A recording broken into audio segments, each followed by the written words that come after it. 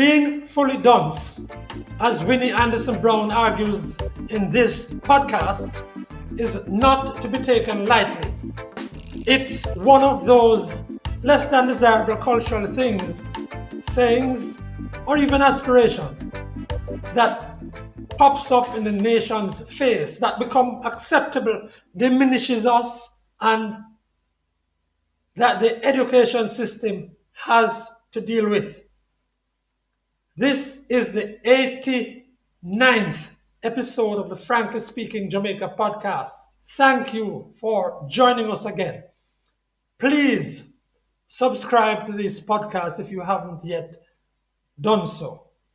Desmond Richards has one eye on the local government elections and the other on the long-standing water problems across the country.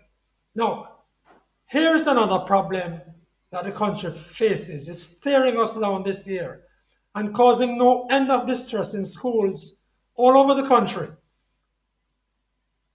Classrooms that are like ovens with late summer heat, turned up a little by global warming.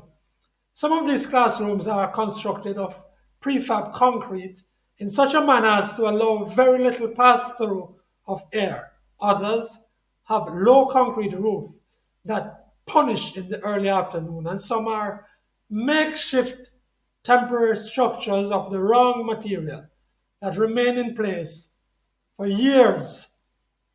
I know of classrooms where, on top of the miserable heat, teachers had to use mosquito destroyers or vape mats in the classroom, especially when dengue threatened. Not all classrooms are the same. Heat levels may be very different even in one school, and not all teachers or students have the same levels of tolerance of heat. It's a miracle that any learning goes on in some of these places. Ovens packed with 30 to 35 young people and their teacher. Frankly speaking, these are not entirely new issues, and that's the problem. When they come up, they are discussed for a week or a few days and left for the next cycle. The Gleaner did us a great favor in pointing to some of the schools, and there are some that are worse than this. In a few weeks, there will be some relief because our geography allows it. And I fear that if the JTA and the Parents Association do not push hard, the Ministry of Education will leave this alone again. These classrooms, not just the ones highlighted by the Gleaner weeks ago, are fundamentally negative to outcomes in a society where to be fully dunce is to be self-promotional or a badge of honor.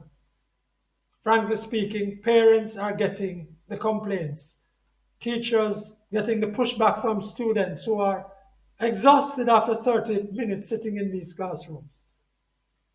Principals are hearing teachers say how they are wilting from heat as early as 10 in the mornings. There are no immediate answers, frankly speaking. Some schools have no space outside or on the compound for more than one or two classes at a time. They have to stay inside. The Ministry of Education has indicated that it will consider a pilot to see how solar panels can be installed in some schools to help provide cheaper power to drive AC units, because that's what's necessary. Air conditioning. Frankly speaking, this is an absolute imperative. It's not beyond us that even parts of a few dozen schools should be retrofitted and have AC units put in for the next school year. Let's not forget it until the next wave of migration and the summer that follows for those who have stayed behind. Remember, it's not just the money why so many teachers leave every year. And now, Desmond Richards, founder of Internet Radio, Rebel Radio Jamaica. In Jamaica, we talk about land of wood and water. But let me tell you something. As we speak, there are hundreds of thousands of Jamaicans right across Jamaica who don't have access to water. Yes, and this is 60 years after independence. And I am not talking about the drought that we are having, no.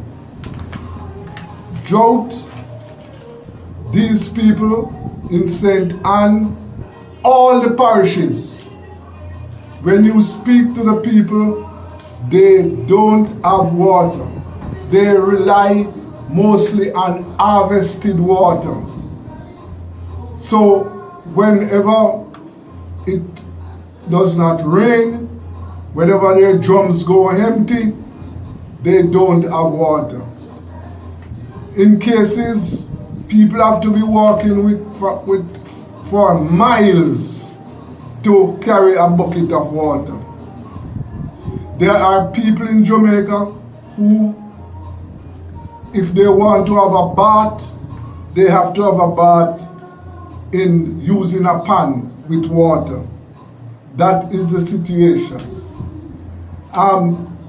For example, in one division in St. Anne, over 15,000 people there are having problems accessing water.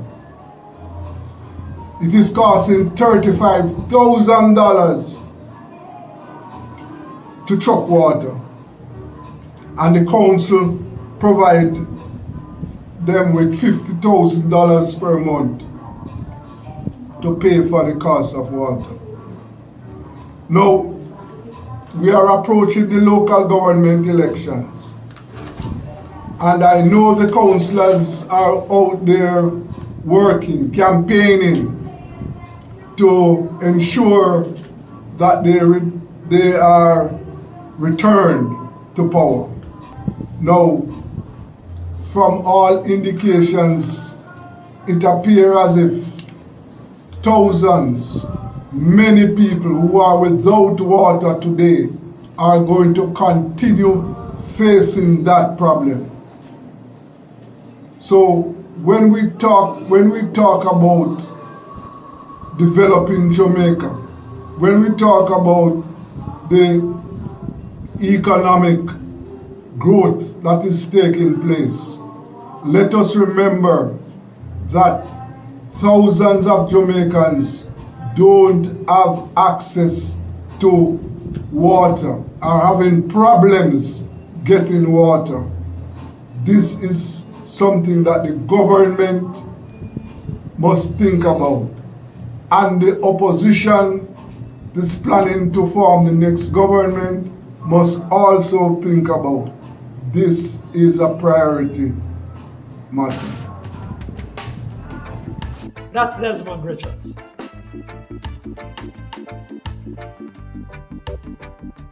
And now Winnie Anderson Brown.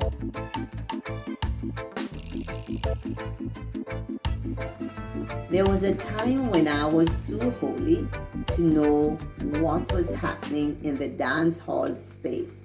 I don't go to dance, I don't listen to dance hall music, so I did not need to pay attention. We have a tendency to pay attention to just what concerns us directly, to be locked in our world.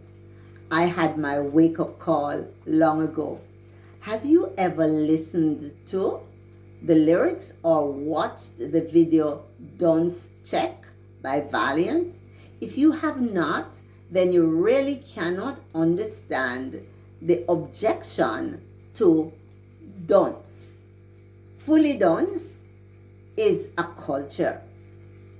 Would you want your child to be Dunce? No, but that is not just what that is about. It's not just about the word dunce the way we know it. Let's contextualize this.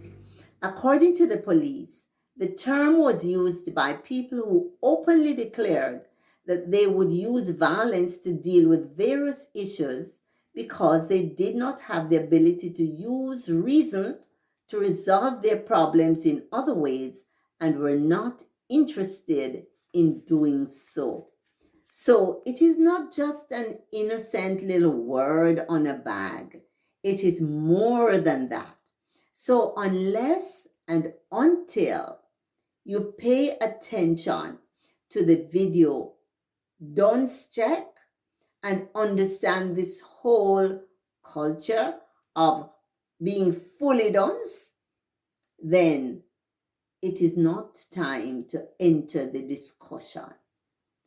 Let us pay attention to what is happening in our society. We allowed bad, we allowed gangster for life, we allowed a number of other things, wicked, we allowed all those things. But let's draw a line when it comes to the dunce culture.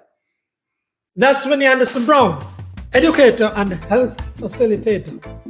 Thank you for joining us for this, the 89th episode of the Frankly Speaking Jamaica podcast. Please like and subscribe if you haven't yet done so. And please share with your friends and colleagues. On behalf of Winnie Anderson Brown and Desmond Richards, I'm Franklin McKnight. Until then.